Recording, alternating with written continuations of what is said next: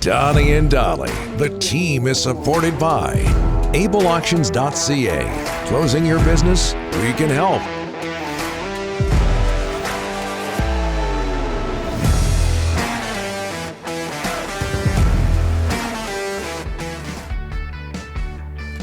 Tuesday. All of our guests today brought to you by the Waddling Dog Pub. That includes Craig Button standing by. Located 10 minutes. I got the wrong read, don't I? Waddling Dog, check it out. Meantime, yes. All of our guests today brought to you by the Bayside Oceanfront Resort. This hummus talk has me off kilter. Located oceanside in beautiful Parksville, the Bayside Resort is one of Vancouver Island's premier spots to get away, unwind, and recharge. Another premier spot, the Waddling Dog. Yeah. With a locally inspired menu and their breathtaking restaurant, their panoramic ocean view guest rooms, and on-site pool and fitness center, the Bayside Resort, your one-stop shop for relaxation. Book your island getaway at BaysideOceanfrontResort.com as we bring in TSN Scouting Director Craig Button. How are you, sir? Well, who knew that hummus could be so unsettling to you, Donnie? Yeah. I like hummus. I like all kinds of hummus. My favorite is beet hummus because I love hummus. beets. I don't know who shares in a love of beets. Hey, Rick. Yeah. What are you wearing there? Did we exchange notes today? We got similar shirts on. Nice salmon, nice salmon shirt here, Craig. You looking good too. This is second week in a row. You look hot. I miss the tie-dye though. I miss the hippie look. I hate doing this, and I know the Vancouver audience will rip into us for doing this, but Leafs win in overtime 4-3. They've won 6 straight. Mitch Marner on an 8-game scoring streak. What are those Leafs doing well, Craig? Aren't the Leafs Canada's team, Donnie? Oh, for sure, definitely. Do we even have to debate that? Anyway, all kidding aside, the Toronto Maple Leafs, we shouldn't be surprised. They're a good team. And you have really good players. Obviously, Austin Matthews, second team All-Star center last year, Rocket Richard winner, Marner, the first team All-Star right winger. This is a team that's got a lot of depth and a lot of skill. But, we can go back and look at what they've accomplished in the regular season, and it's been pretty good, and this regular season is no different. But, when you get a balanced attack, and when you have those 4 players, they get balanced. They don't have to, rely on secondary scoring because who's secondary? It's really nobody because they get scoring from their key players. Their blue line, Morgan Riley is such a good player. TJ Brody's underrated. Mrazek's playing better now because he's healthy. So it's a good team, and I don't think we should be surprised by it. I think you think about earlier on in the season, they lost those 4 games in a row, and it was like, oh my Lord, the sky is falling in Toronto. It was never falling. They got beat by a great goaltending effort one night by the Rangers. They had a couple of sloppy efforts, and then they lost to Carolina in a really good game. They found a way to win last night's game. This team, I don't think can be measured by the dips like they had earlier in the season. I don't think it can be measured by, how well they're playing in the regular season. For the Toronto Maple Leafs, how they're going to be measured is the playoffs. And when you're in that Atlantic Division and you're looking at your first-round opponent and potentially your second-round opponent being 2 of the best teams in the league with respect to Tampa Bay and Florida, that's where you better get yourself, steeled to compete because – another first-round exit is going to lead to not only questions, but I think to some real examination of significant changes.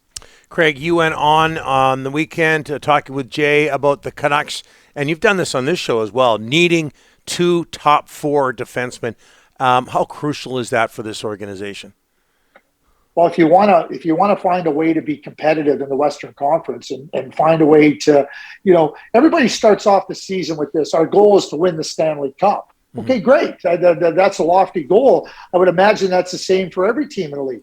But ultimately, you got to look at your team and say, okay, what gives us a chance to be successful in the regular season to get to the playoffs? And the Canucks, without 2 defensemen and 2, it can be a 3 and 4. It can be a number 2. They have a number 1 in Quinn Hughes. There's no question about it.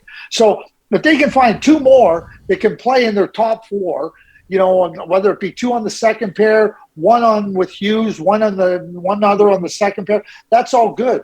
But their blue line, with respect to the players they have on, it's not good enough, and it's not going to be good enough until they add those two players. And there's no way you can look at this team with an excellent goaltender in Demko, some really, really good forwards up front, and not recognize that the biggest hole, the biggest weakness for this team is on the blue line, and that's what they have to do. And if they don't do it, they're not going to find a way to be successful. So, Craig, when they announced yesterday that Quinn Hughes was going to be out with COVID, everybody was like, get Rathbone up here. Get him up here ASAP. And the Canucks said no. He's missed a lot of games with a shoulder injury, and they said, we want you to play some more in Abbotsford. So what does he do last night, Craig? 5 points, 1 goal, 4 assists. The new GM, Patrick Alvin, he was out in Abbotsford watching him. Do you agree with the take it slow? He'll get there. He's got to improve on his play in his own end. But do you agree with let him, marinate some more in the American League? Rathbone? Yeah, I think for Jack, I think he's a good young player. There's always this, I think it's like an itch. Oh, and the fan base gets going of, we got to get him up here. We got to get him up here. And I think as management, you got to resist that itch at times. It doesn't mean you don't give him an opportunity to measure himself, to measure his progress, because I think that becomes significant for development too, Rick. But the fact is that he is coming off of an injury and he's missed games. So when you call him up, you don't want to just call him up for the sake of calling him up. Right. You want to call him up where he's healthy, he's feeling good, his conditioning and his legs are underneath him, and he can come in and really take advantage of whatever the opportunity is. And maybe it ends up being longer, maybe it ends up being shorter, but I think being measured in that approach is really important because, you look at where, Jack is, from his college days into his professional days, I think he's got a lot of good qualities. And I think those qualities are going to manifest itself on the Canucks lineup. But I also believe that you don't want to just thrust him into something, too, where he might be asked to do a little bit more than he's capable of right now. Because young players come in and they're wide-eyed, but, you want them to be able to handle those opportunities and not be overwhelmed in a wide-eyed sort of aspect. Craig, Garland's name came up in rumors in Vancouver, and the Canucks were kind of ticked off. They didn't like that when his name got floated out there. Now, the reason I'm bringing this up is because you've been a GM in a Canadian market. That's the way it is. It's intensified by 10 because of a Canadian market. How do you react to that when rumors are leaked like that? Names. Here's what I always said to the players. I said, listen, you know what? Managers are talking every single day. Managers are phoning and asking about players, and you're phoning and asking about players on the other team. So if you hear your name and mentioned publicly, just get used to it. It's part of the business. And it doesn't mean that you're actively being traded. It doesn't mean that you're going to be imminently traded. It's just part and parcel. And, with the information, if I was a manager today, Rick, I'll tell you exactly. If somebody asked me, hey, have you talked about Connor Garland? Yeah, I've talked about Connor Garland. I've had a lot of calls on Connor Garland. What's your question? Yeah, well, I told the players, if I can improve the team, I'm always going to look at improving the team. That means that if that opportunity comes across the desk, you got to consider how you're going to improve the team. That's the business. That's what we're in. So, you know what? What are you mad about? Just acknowledge it and carry on. That's the world we live in. And to me, I'm mad that a name got out. It's funny when managers and complain about names getting out, except when they want a name to get out. Really? Be careful about trying to sing and whistle at the same time. Yep. Hey, Craig, what was more impressive on the weekend? What Connor Bedard was up to in Calgary, or what Trevor Zegras was up to in Vegas? Well, I mean, Trevor Zegras. I mean, the All-Star Game is a spectacle. I love it. I love the fact that Trevor embraces it and is able to have fun with it, and he does. And he's a very creative player, and he's got he's got that personality that just says, "Hey, you know what? Why not try it? Let's Swagger. Let's see how it turns out." Connor Bedard is a star, and I've seen him score some magnificent goals, the most recent one on Sunday in Calgary. And I know this. There's going to be another one. And then there's going to be another one after that. Because that's what great players do. They're able to, build on what they've done previously. You come to a game, and when Connor Bedard steps out on the ice, you get on the edge of your seat. Why do you get on the edge of your seat? Because with that type of talent, with that type of creativity, that type of imagination, chances are always pretty good that he's going to pull you right out of your seat. And that's what stardom looks like. That's what greatness looks like. That's what Connor Bedard is. So, the spectacle of the All-Star Game is wonderful. But when I start thinking about Connor Bedard and thinking about the highlights that he's going to deliver for years to come, that carries the day for me. We'll look forward to next week's shirt. Oh, Craig. 2 weeks in a row. Yes, Craig. Well, I'm not going to disappoint, guaranteed. We got a text here from Big Jeff, Craig. It's for you on the Delaney's OK Tire and Langley inbox. Is it just me, or is Craig Button should be a Lululemon's new model?